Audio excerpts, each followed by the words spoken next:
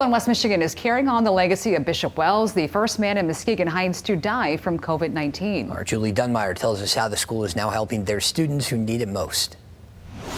Where there's a will, there's a way. When Phyllis Loudermill realized that people needed a place to stay, she bought a hotel and opened it up in the middle of the pandemic. And then when the kids living at the hotel needed a school, well, she found them a school.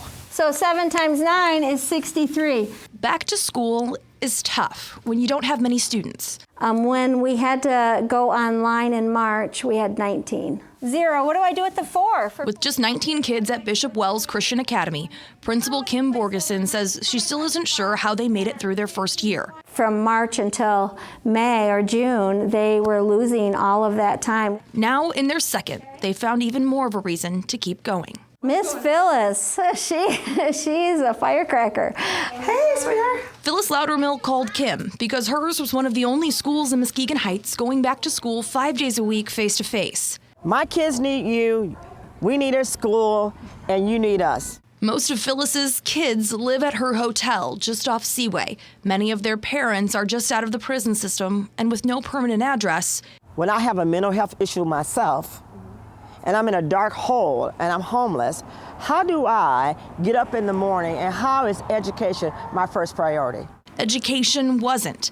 And online schooling simply wasn't working. Well, the difficulty that we found was having enough Wi-Fi, or having the ability to get up in the morning. They also renamed the school in honor of Bishop Wells, the first person in Muskegon Heights to die of COVID-19.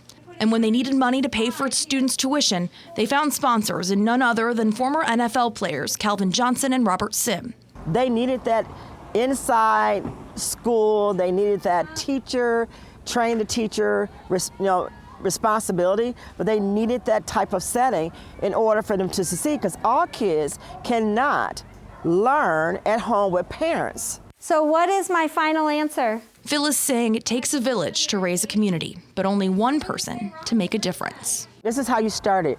You find people who are already in place. Why would I have to recreate a wheel?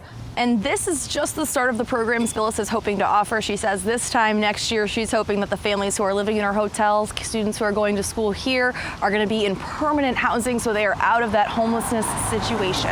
In Muskegon Heights, Julie Dunmeyer, Fox 17 News. Yeah, a lot of good work going on there. Amazing.